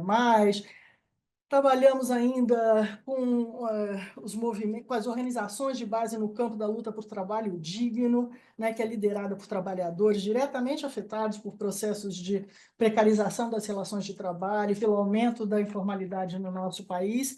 E tudo isso que a gente faz isso e outras coisas mais, sempre numa perspectiva de interseccionalidade. A chave dessa filantropia é olhar os apoios que a gente faz por uma perspectiva da interseccionalidade, abordando sempre gênero, raça e território, por serem fatores que têm que estar no centro daquilo que a gente, daquilo que a gente vê como necessário apoiar. Muito que bem. Nesse sentido, Fundo Brasil e as organizações, os demais fundos na rede como a que fazem essa filantropia diferenciada, são atores muito estratégicos, por tudo que a gente já ouviu aqui hoje, justamente na promoção de agendas vinculadas a essa filantropia comunitária de justiça socioambiental. A gente tem uma capacidade de capilarizar recursos, fazer ele chegar na ponta, nas regiões mais remotas do país, apoiando as organizações de base, e especialmente com enfoque no fortalecimento institucional. A Mari falou aqui do quão relevante isso é, pois as organizações o Fundo Brasil e as organizações da Rede Como A fazem apoio institucional prioritário, né, que é um apoio mais livre, dando justamente para as organizações apoiadas a liberdade de colocar os recursos naquilo que é fundamental para que eles possam avançar. Muito que bem. A gente tem também, o Fundo Brasil tem um trabalho, e outras organizações como nós, de aprendizado mútuo e de transferência de tecnologia para outros movimentos, para movimentos sociais. Por exemplo, um trabalho que a gente vem fazendo há algum tempo com a CONAC, que é a grande organização quilombola do país, onde a gente vem transferindo a nossa tecnologia de como ser um fundo para uma organização como a CONAC, para que ela possa, em muito pouco tempo, administrar um fundo quilombola. O Fundo Brasil tem 18 anos, está fazendo 18 anos de experiência, de como gerir um fundo, né? E isso tudo passa metodologia, isso é uma tecnologia que a gente vem tentando transferir para movimentos sociais, já trabalhamos em parceria com o movimento indígena, agora estamos trabalhando com o movimento quilombola, para essa transferência, para que você possa também potencializar a capacidade dos movimentos sociais, deles próprios serem, enfim, gestores dos seus próprios fundos, de fundos territoriais no país. Muito que bem. Eu acho que também é muito importante dizer que, para além de apoio institucional, a gente faz um trabalho para fortalecimento de incidência, de mobilização, de articulação. A gente trabalha para responder emergências e de uma maneira muito rápida quando é necessária. E, por tudo isso, a gente consegue inovar e adaptar os mecanismos de financiamento para que eles dialoguem diretamente com as necessidades da sociedade civil, dos movimentos sociais, propondo, inclusive, soluções que podem ser vistas em escala, podem ser transformadas em escala para dar resposta aos grandes desafios ou cada vez maiores desafios, como, por exemplo, a gente está vendo agora no caso das mudanças climáticas, né? Quando a Graciela pergunta, a segunda pergunta aqui, de que maneira, né, as experiências dessas organizações podem contribuir, inspirar transformações, enfim, tudo isso que eu disse eu acho que já compõe um bloco de experiência que pode servir, né, de aprendizado ou de inspiração para a filantropia mais tradicional, mais convencional, como um todo, né? Inclusive com a possibilidade de construções de estratégias em parceria, em colaboração, né? A construção de laços de confiança, a capilarização de recursos, o fato da gente ser capaz de fazer apoios com diversidades regionais e adaptados a uma diversidade regional que no Brasil faz a diferença. A nossa capacidade de democratizar o acesso ao recurso, trabalhando, por exemplo, com mecanismos de financiamento mais simplificados e bastante eficientes, desburocratizando a filantropia, como também já se falou aqui, faz com que a gente saiba fazer os recursos chegar às comunidades na ponta, nas regiões mais remotas, como eu já disse para vocês, porque os nossos mecanismos, as barreiras burocráticas, elas existem, mas a gente consegue diminuí-las, reduzi-las, para gerar, de fato, acesso a recursos para todos os grupos. A gente é capaz de apoiar, a gente tem apoiado historicamente grupos que não estão formalizados, que não têm CNPJ, e a gente arruma formas de fazer isso legalmente, né, dentro dos moldes que precisam, com auditoria, com tudo mais, enfim, respondendo a todas as obrigações que uma instituição de financiamento como nós temos, mas ainda assim arrumando formas de superar os obstáculos burocráticos para fazer o dinheiro chegar onde ele precisa chegar. Eu acho que eu queria só ressaltar algumas das coisas que foram ditas aqui. Eu acho que o Gelson, em um determinado momento, falou, né, que o que salta aos olhos na pesquisa é que o dinheiro chega onde quem está operando quer que ele chegue.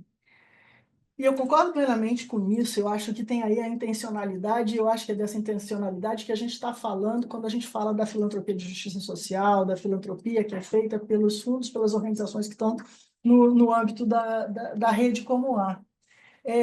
De fato, existem uma série de questões, né, que são faladas: falta de confiança, falta de formalização, não sabe como funcionam os movimentos sociais, como mensura o impacto, mas todas essas dificuldades existem para nós também.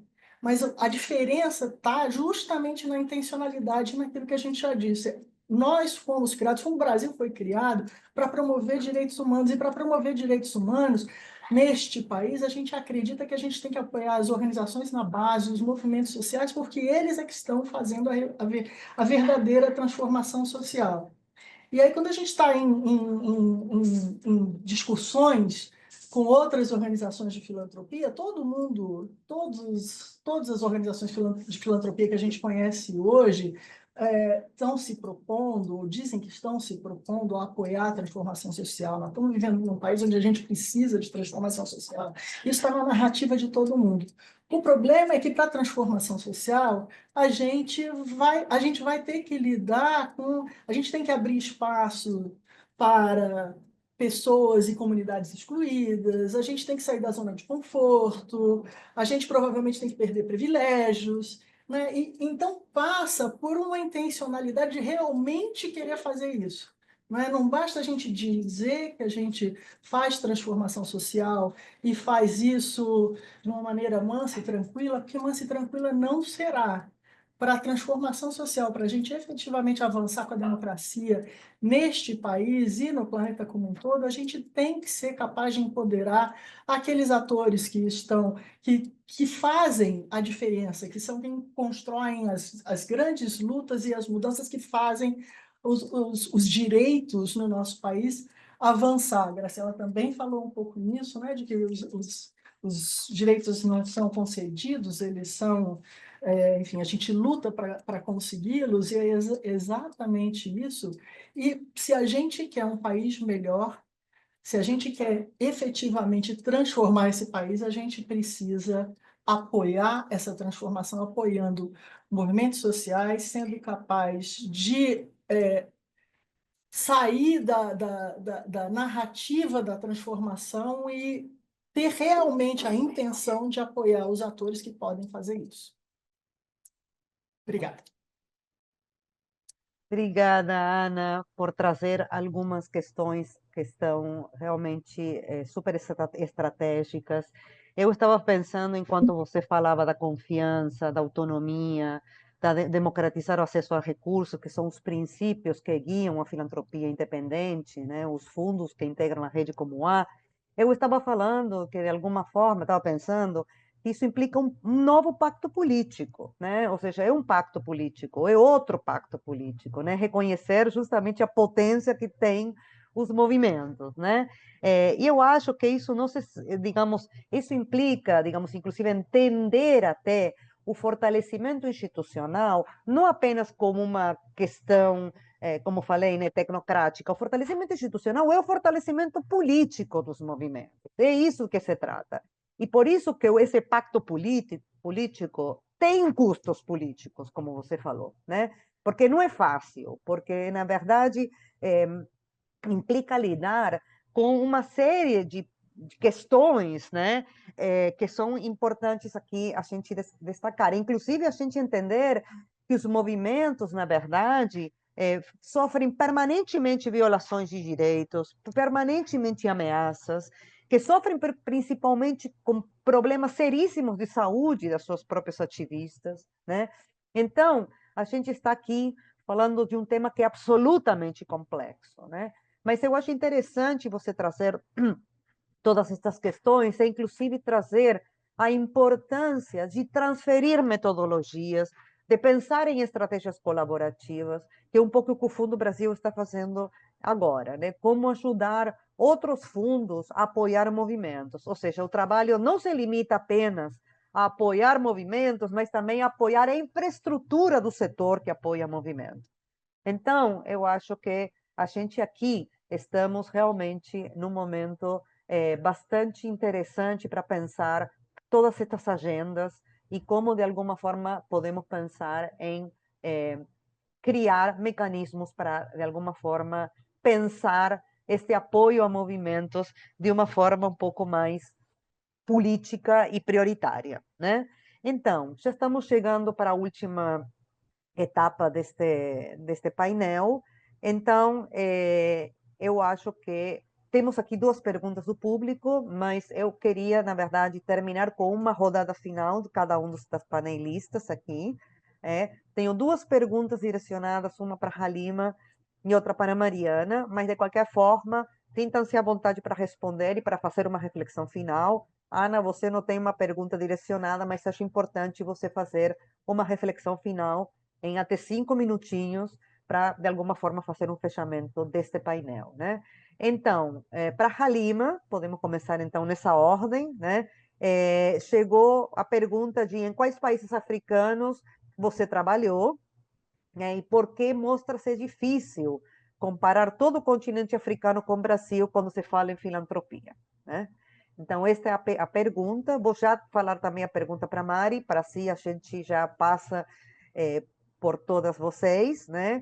Que, na verdade, a pergunta é uma pergunta um pouco mais prática, né? Em que momentos vocês, como Decodifica, conseguiram ter segurança para contratar pessoas, né?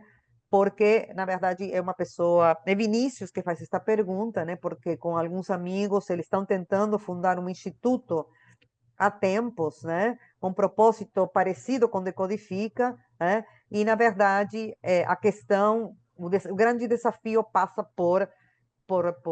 pela contratação, especialmente CLT, né? Para criar um instituto e ser remunerado pelo trabalho. Ou seja, a questão aqui que se coloca é a questão, digamos, dos custos operacionais para vinculados à remuneração de equipes, né?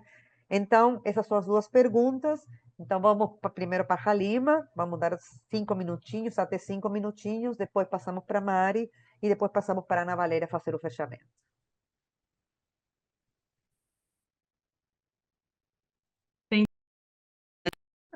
Obrigada, Graciela. Quando eu comecei a pesquisa, nós considerávamos que as generalizações não seriam úteis. E, basicamente, nós levantamos pontos e nós queríamos ter respostas de diferentes partes do continente africano. Começamos primeiro com outros 8 países do continente africano e depois incluímos outros. E basicamente nós identificamos o que era importante e nós percebemos como a filantropia internacional.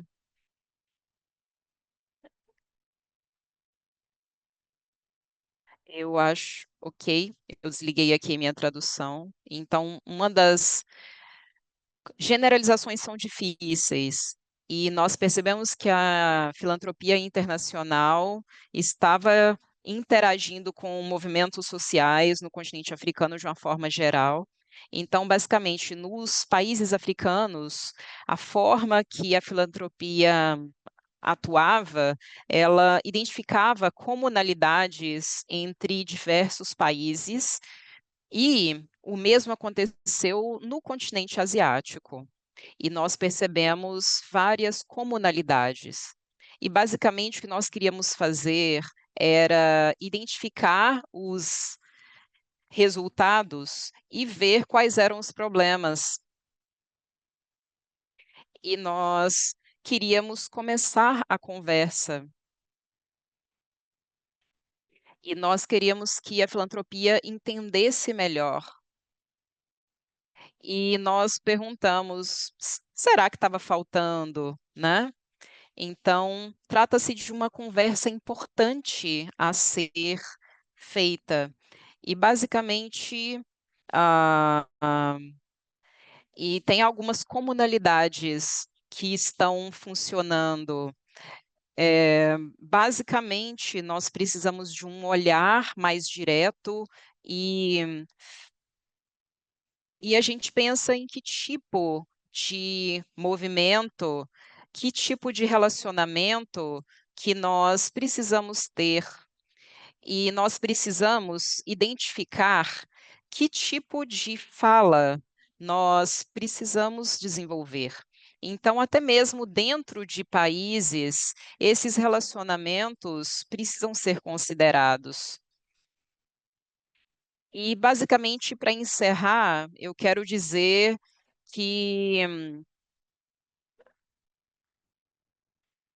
e tem E fundos independentes no Brasil estão fazendo esse trabalho, estão conectando as pessoas e dando essa oportunidade para que nós possamos trabalhar de uma forma coletiva e fazer mudanças reais. Obrigada. Mari, pode falar. Vinícius, essa segurança para contratar as pessoas, ela não está 100% atingida, tá? Apesar do nosso time ter crescido, isso aconteceu, acho que de maneira integral no ano passado. Mas assim, eu mesma, inclusive, só larguei o meu outro trabalho, me dedico integralmente ao Decodifica no início desse ano, a partir de fevereiro de 2024. Então, foram 4 anos até que eu conseguisse estar 100% dedicada ao Decodifica. Então, é um passo mesmo, é um trabalho que precisa ser feito de pouquinho em pouquinho.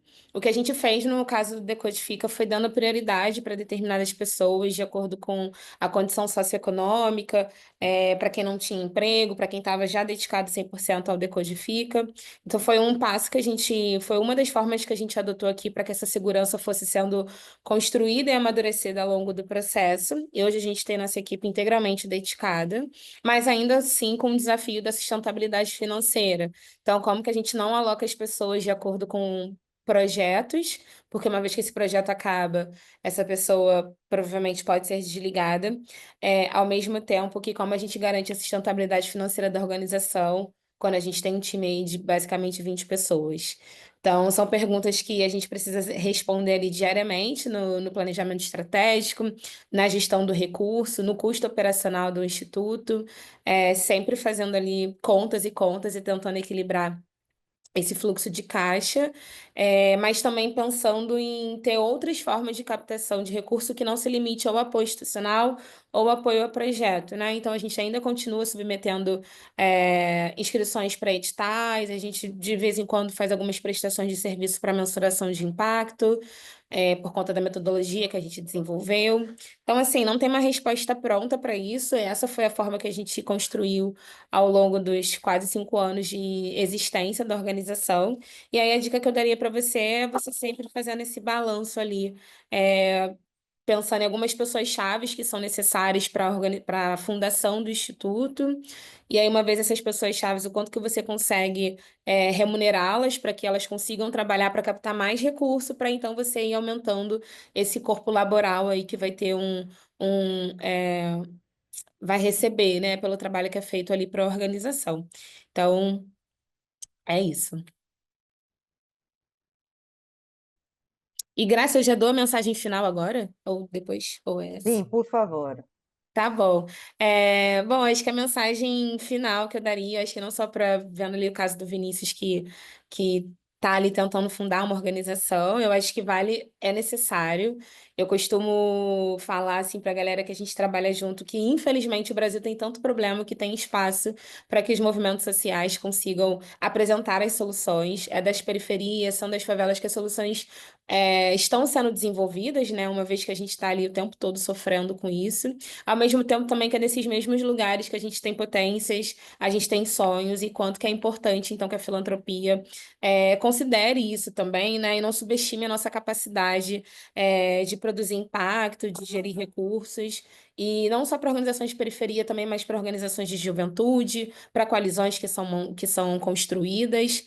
Então, eu espero que a gente consiga aí avançar nessa discussão, sempre fomentando redes de colaboração, tornando a conversa muito transparente, tornando a conversa acessível para os dois lados, acho que tanto para a filantropia, para o movimento, mas para o movimento, para a filantropia também, apresentando seus desafios, dizendo o que é capaz, o que não é capaz de fazer, qual é o recurso ou ferramenta que é necessário para que então a gente consiga fazer o que é necessário ser feito, mas que haja também essa consideração da filantropia de entender os desafios que a gente simplesmente enfrenta por ser uma organização de movimento social, por ser uma organização de território, de favela, de quilombo, de periferia, e que isso por si só já é um desafio gigantesco.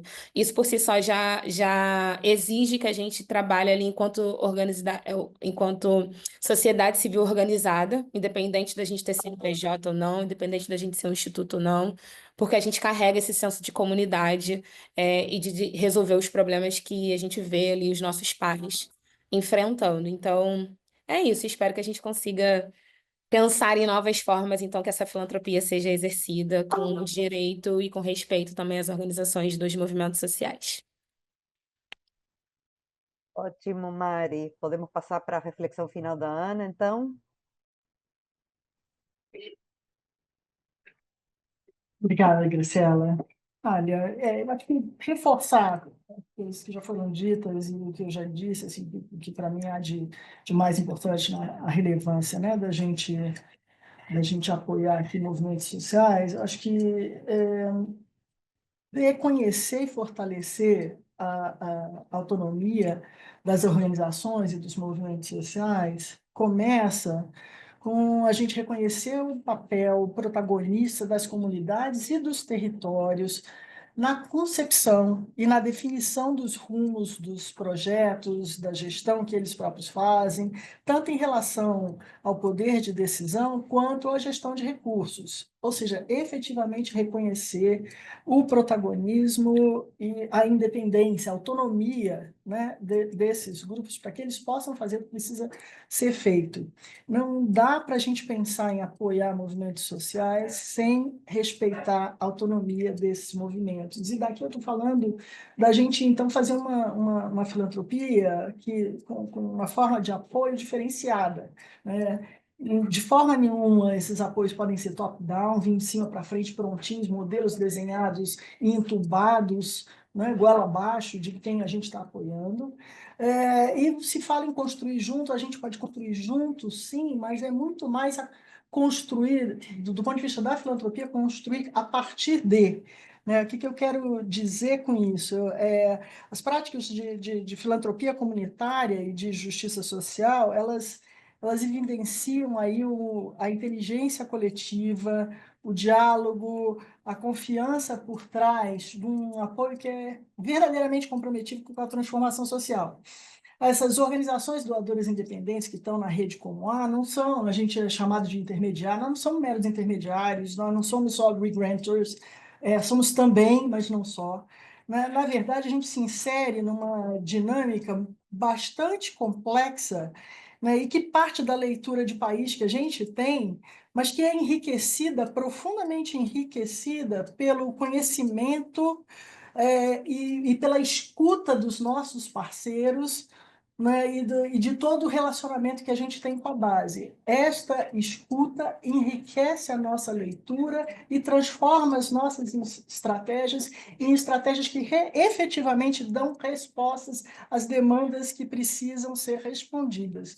No caso do Fundo Brasil, a gente ainda tem, a gente traz para as nossas instâncias de governança, pessoas representativas do campo, dos diversos movimentos com os quais a gente trabalha, a gente tem pessoas do campo nos nossos processos de triagem, de seleção de projetos, enfim, numa tentativa de, para além da gente definir as nossas estratégias a partir de escutas, da gente incluir representantes de todos esses movimentos nos momentos de decisão e nas instâncias decisórias do Fundo Brasil, para que a gente efetivamente faça o que o campo precisa. Né? Eu acho que é importante, de novo, ressaltar que a filantropia de justiça socioambiental ela está apoiando resistência, e essa é a forma de se construir outros futuros possíveis em que os movimentos e as organizações da sociedade civil sejam efetivamente aquelas que exercem o papel protagonista. Só para encerrar, né, a Graciela falou ali de que pacto político, né? A gente precisa de um novo pacto político, de fato, e que pacto político tem custo político, né? Significa a gente sair da zona de conforto e da gente efetivamente querer um mundo melhor para todo mundo. Né? Até partindo do princípio de que isso é necessário ser feito, porque como está, não está bom, e não está bom para ninguém. Então a gente precisa fazer diferente. E se a gente quer fazer diferente, a gente arruma um jeito de fazer diferente. As organizações, as fundações, os fundos de filantropia comunitária que estão no âmbito da rede social, da rede como a, tem aí uma longa experiência de como isso tudo está dando certo, de como isso está avançando, de como isso está sendo feito, e a gente está aqui pronto para dialogar, contribuir, enfim, colaborar, fazer parcerias. Eu acho que a gente tem que falar mais e mais para fazer isso avançar. Queria agradecer de novo pela oportunidade de estar aqui. Muito obrigada. Obrigada, Ana. Obrigada novamente a todas as panelistas aqui. Fomos britânicos, meio-dia. Então, Johnny, se você quiser fazer uma fala de fechamento, por favor, porque já estamos encerrando mesmo. Muito obrigada a todo mundo que ficou até agora, nos ouvindo e participando. Perfeito, muitíssimo obrigado, Graciela, aqui não só pela moderação, né, mas por esse papel importante também ao longo de todo o processo de construção, concepção dessa pesquisa, toda a curadoria. Ana Valéria, Halima, Mari, um prazerzão ter aqui vocês com a gente. Muito obrigado pelo tempo de vocês, por compartilhar essas reflexões. A gente está aqui com o tempo já apertado, eu vou compartilhar a tela aqui com o link da pesquisa, que também está aqui no nosso chat. Vocês podem acessar aqui também pelo QR Code. A pesquisa está disponível tanto em português quanto em inglês. E esse processo não se encerra aqui. É o último evento da Comoá esse ano, mas a gente espera que ao longo do ano que vem muitas outras conversas, muitos outros diálogos, esse intercâmbio entre as diferentes pesquisas, a gente já tá aqui no nosso radar para isso seguir, porque a luta ela segue, né, gente? O contexto aí, como a gente falou, viu aqui várias vezes, está complexo e esse apoio, né, aos movimentos é fundamental, e a Comoá segue comprometida no fortalecimento desses grupos, desses movimentos, e continuar desafiando mesmo a filantropia a repensar suas práticas e olhar para essas comunidades, esses territórios que já vêm aí promovendo essa transformação social. Peço que quem ficou aqui também até o finalzinho responda rapidinho a nossa pergunta de avaliação do evento, vai aparecer aí na janelinha de vocês.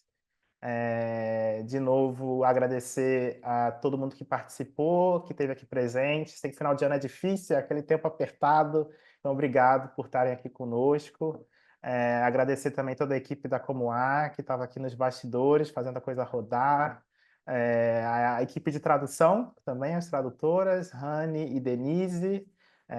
Esse trabalho é fundamental, né, para a gente democratizar o acesso a recursos e também facilitar esses processos de construção de solidariedade, né, e de justiça linguística. A gente estava comentando um pouco mais cedo aqui antes de começar o evento. Então é isso, gente. Super obrigado. A gravação desse evento vai estar disponível em breve nos canais da Rede Comoá também. É isso. Um bom dia e um bom finalzinho de semana para todo mundo também. Tchau, tchau.